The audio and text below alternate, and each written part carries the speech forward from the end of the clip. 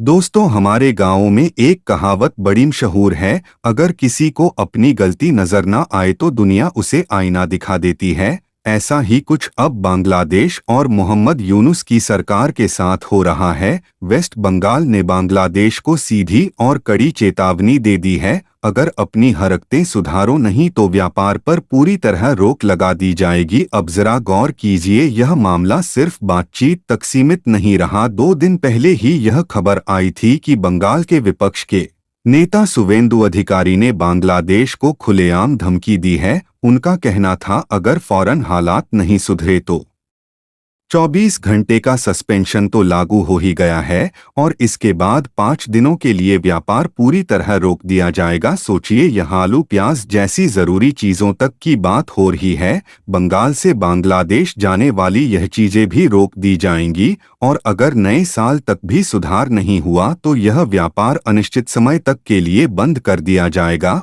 अब आप सोच रहे होंगे कि यह सिर्फ बंगाल की बात है, तो आपको बता दें, त्रिपुरा और असम जैसे राज्यों ने तो पहले ही बांग्लादेश के साथ अपने व्यापार को ठप कर दिया है। जरा तस्वीर की गंभीरता को समझिए। जिस घर की बुनियाद हिलने लगे उसकी दीवारें खुद ही गिर जाती हैं। बांग्लादेश के लिए यह एक ऐसा मोड़ है जहां उन्हें सही फैसले लेने की सख्त जरूरत है। सिर्फ चेतावनी हो तक बात सीमित नहीं है, बल्कि बंगाल की तरफ से 24 घंटे का सस्पेंशन लागू भी हो चुका है। इस तरह की सख्ती यह साफ संकेत दे रही है कि अब धैर्य की सीमा खत्म हो चुकी है। आलू प्याज जैसी बुनियादी चीजें भी बांग्लादेश नहीं जाने दी जाएंगी। अब यह देखना होगा कि बांग्लादेश अपनी नीति और रवैये में क्या बदलाव लाता है या नहीं। दोस्तों, हालात ऐसे बन गए हैं कि बांग्लादेश को लेकर भारत के आसपास के राज्यों का गुस्सा उबाल पर है। अब त्रिपुरा ने तो पहले ही कह दिया था कि उनके अस्पतालों में बांग्लादेशी मरीजों का इलाज नहीं होगा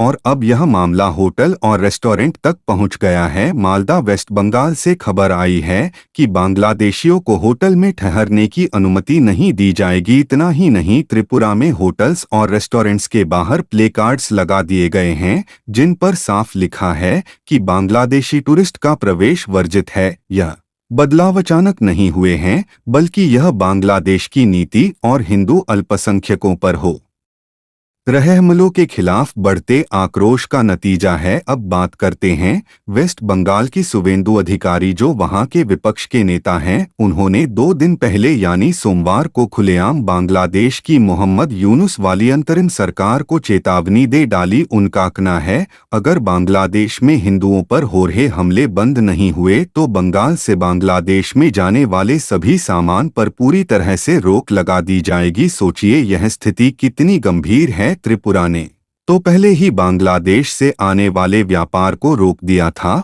और अब वेस्ट बंगाल भी उसी राह पर चलने को तैयार है। यह कदम बांग्लादेश के लिए बड़ी आर्थिक और सामाजिक चुनौती बन सकता है। जैसे खेत में हल चलाने से पहले मिट्टी की ताकत देखनी पड़ती है, वैसे ही अब बांग्लादेश को अपनी नीति पर गंभीरता से विचार करना होगा। यहाँ सवाल यह भी उठता है कि बांग्लादेश की अंतरिम सरकार हिंदुओं पर हो रहे अत्याचारों को रोकने में क्यों असफल रही है। क्या यह उनकी कमजोर नीति का नतीजा है या कोई और वजह है। हमें यह समझने की कोशिश करनी होगी कि इस विरोध का असर बांग्लादेश के व्यापार और रिश्तों पर कितना गहरा पड़ेगा। दोस्तों, समय की मार से बड़ा कोई सबक नहीं होता। दोस्तों, हाल ही में एक बड़ी बैठक हुई जिसे अखिल भारतीय संत समिति ने आयोजित किया था। यह बैठक उस जगह पर हुई जो भारत और बांग्लादेश के बीच सबसे बड़ा जमीनी बॉर्डर है, पेट्रापोल इंटरनेशनल लैंड पोर्ट। बैठक में सुवेंदु अधिकारी जी ने साफ शब्दों में कह दिया, अगर बांग्लादेश में हिंदुओं और धार्मिक स्थलों पर हो रहे हमले नहीं रुके तो ट्रेड पर पाबंदी को और सख्त कर दिया जाएगा। धीरे धीरे ऐसा किया जाएगा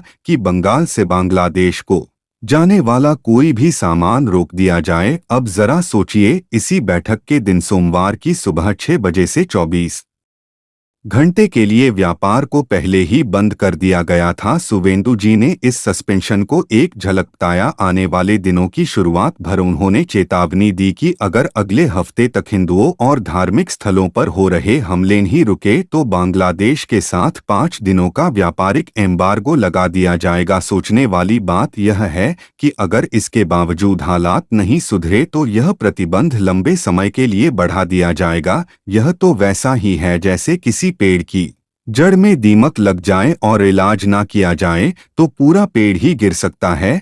यहाँ सवाल यह भी है कि बांग्लादेश की सरकार इन घटनाओं को रोकने में इतनी ढिलाई क्यों दिखा रही है? क्या यह उनकी नीतियों की कमजोरी है या इन हमलों के पीछे कोई बड़ी साजिश है? आगे का रास्ता बांग्लादेश को खुद तय करना है। दोस्तों, जो दूसरों की फसल उजाड़ होता है उसके अपने खेत भी खाली रह जाते हैं। बांग्लादेश के हालात पर यही बात लागू हो रही है। अब खबर यह है कि अगले साल की शुरुआत से भारत खासकर बंगाल बांग्लादेश के साथ व्यापार को अनिश्चित समय तक के लिए रोकने का विचार कर रहा है। सुवेंदु अधिकारी ने साफ साफ कह दिया है कि अगर हालात नहीं सुधरे तो आलू प्याज जैसे जरूरी सामान भी वहां नहीं भेजे जाएंगे। उन्होंने सवाल भी खड़ा किया कि बिना इन चीजों के बांग्लादेश वाले कैसे गुजारा करेंगे। अब इस पूरे मामले का असली कारण समझिए। मोहम्मद यूनुस की अंतरिम सरकार आने के बाद से ही अल्पसंख्यकों पर हमले तेज हो गए हैं,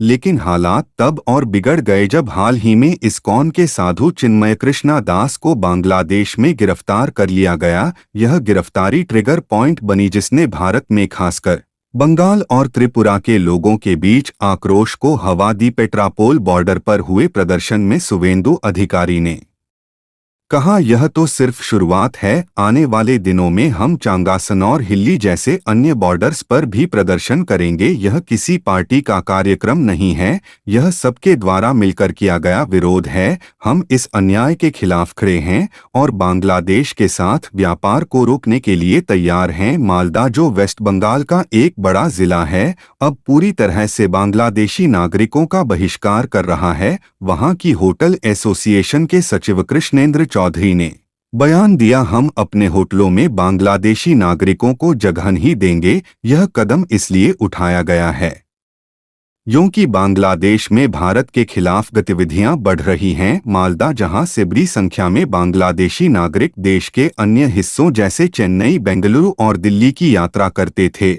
अब उनके लिए बंद हो चुका है। अब जरा सोचिए बांग्लादेश में खुद क्या हो रहा है। चिन्मय कृष्णा दास के वकील पर हमला किया गया, उनके चैम्बर में तोड़फोड़ हुई। यह खबर कल ही सामने आई। इस तरह की हरकतें यह दिखाती हैं कि बांग्लादेश की सरकार ना तो अपनी जिम्मेदारी निभा रही है, ना ही सही कदम उठा रही है। अब देखना यह है कि बांग्लादेश इन हालात में क्या सीखता है और अपने कदम कैसे सुधार है। दोस्तों, हमारे बड़े बुजुर्ग कहते हैं, जो अपने सहारे को नजरअंदाज करता है उसका सहारा छिन देर नहीं लगती। बांग्लादेश इस समय इसी राह पर चलता नजर आ रहा है। हालात तो ऐसे हैं कि उन्हें अब भी समझ नहीं आ रहा कि उनके कदम उन्हें कितनी बड़ी मुसीबत में डाल सकते हैं। सोचिए, बांग्लादेश भी अपनी बहुत सी जरूरी चीजों के लिए भारत पर निर्भर है, चाहे वह खाने का तेल हो, प्याज, सब्जियां, चावल, गेहूं या फिर कपड़े। इन सबका बड़ा हिस्सा भारत से बांग्लादेश जाता है। लेकिन अगर बांग्लादेश ने अपना रवैया नहीं बदला और भारत के बाकी राज्यों ने भी अपने व्यापार को रोकने का फैसला कर लिया तो वहां के हालात कितने गंभीर हो जाएंगे, इसकी सिर्फ कल्पना की जा सकती है। अब यह देखना दिलचस्प होगा कि बांग्लादेश आगे क्या कदम उठाता है। क्या वह इस चुनौती को समझेगा और अपने पड़ोसी देश के साथ रिश्तों को सुधारने की दिशा में काम करेगा या फिर और गहरी खाई में गिरता जाएगा? आप लोग भी सोचिए और अपनी राय हमें कमेंट सेक्शन में जरूर बताइए। साथ ही इस वीडियो को लाइक करें और अपने दोस्तों में शेयर करें। जय हिंद, जय महाकाल।